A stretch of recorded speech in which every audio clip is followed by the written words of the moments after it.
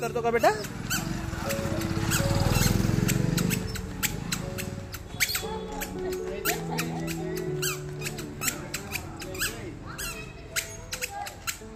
Hello and welcome back to the channel. तर आम्ही जातोय खंडोबा टेकडीला.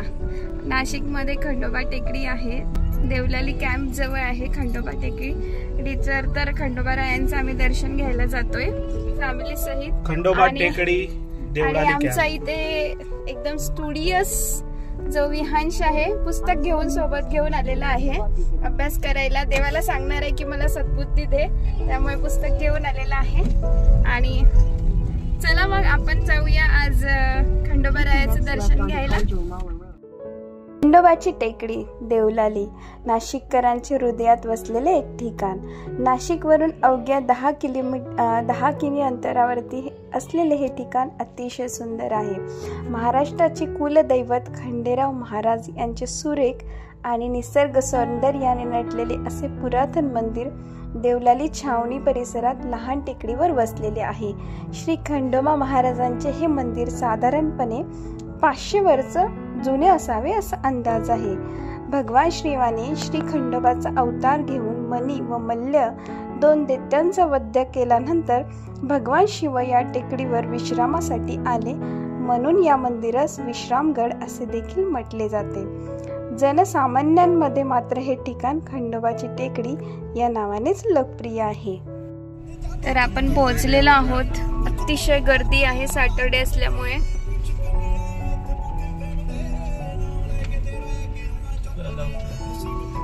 चला आमचा रॉकस्टार विहांश. हाय विहांश.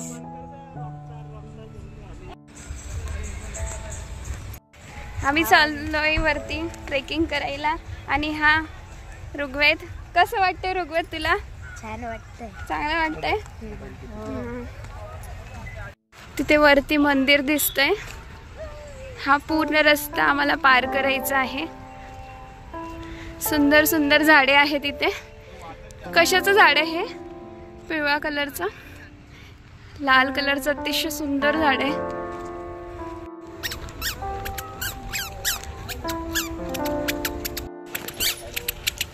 पायऱ्यांचं काम सुरू आहे इथे. मंदिराचं पायऱ्या लावणं सुरू आहे. शॉर्टकट रस्ता काढताय. बसायला पण खूप छान जागा आहे इथे.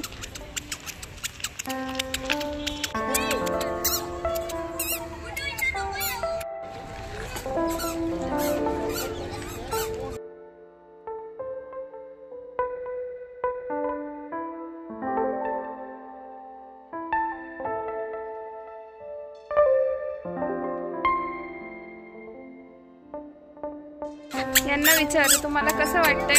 छान वाटत आहे. छान वाटतंय. सुंदर मंदिर बघितलं.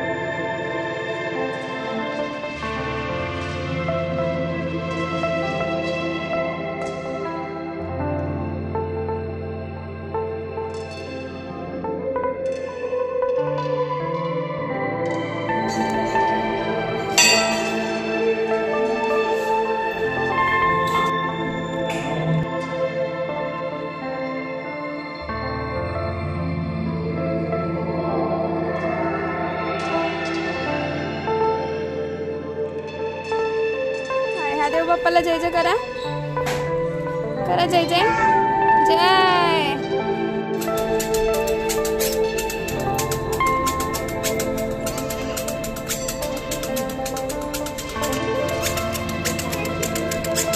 मागच्या परिसर मध्ये साईबाबांची अतिशय सुंदर मूर्ती आहे. इकडे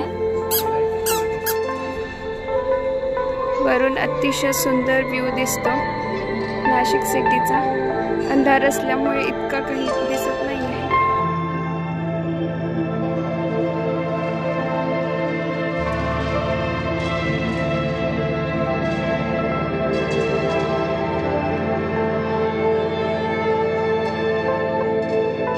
आमचं दर्शन झालंय आणि आम्ही आता खाली उतरतोय. आईला विचारूया, आई कसं वाटलं तुम्हाला मंदिर? सुपर, एकदम छान. मंदिर एकदम छान आहे. ऋग्वेद तुला कसं वाटलं मंदिर? इकडे नाहीये ना. तुला कसं वाटलं? तुला कसं छान वाटलं. छान वाटलं. तर आम्ही आलेलो आहोत गार्डन मध्ये. मंदिराच्या अगदी अपोजिट साईडला गार्डन आहे. त्या गार्डन मध्ये आम्ही आलेलो आहोत. अतिशय सुंदर गार्डन आहे.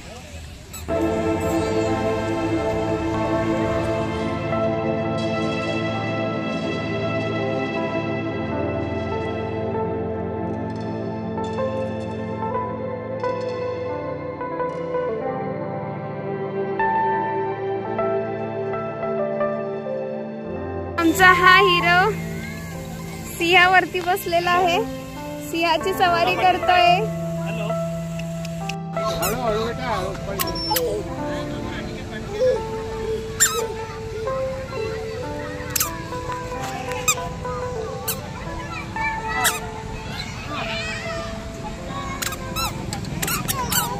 उतर उतर विहांश.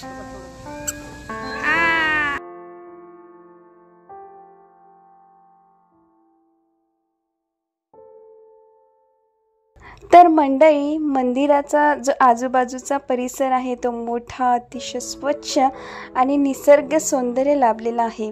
देवाचे दर्शन घेतल्यानंतर इथले भाविक इथले निसर्ग सौंदर्य आणि शुद्ध हवा याचा पुरेपूर उपयोग घेतात. खंडेराव महाराजांच्या दर्शनासाठी लोक जल्लोषात टेकडी चढतात. कुठेही थकवा जाणवत नाही आणि तेवढ्याच आनंदात दिवसभर तिथे वेळ घालवून परतीचा प्रवास करतात. या टेकडीवरून हवा जी आहे ती अतिशय स्वच्छ असल्यास थेट सप्तशृंगीचेही दर्शन होऊ शकते. हे ठिकाण खरोखरच नाशिककरांचे एक भूषण आणि महत्त्वाचे श्रद्धास्थान आहे.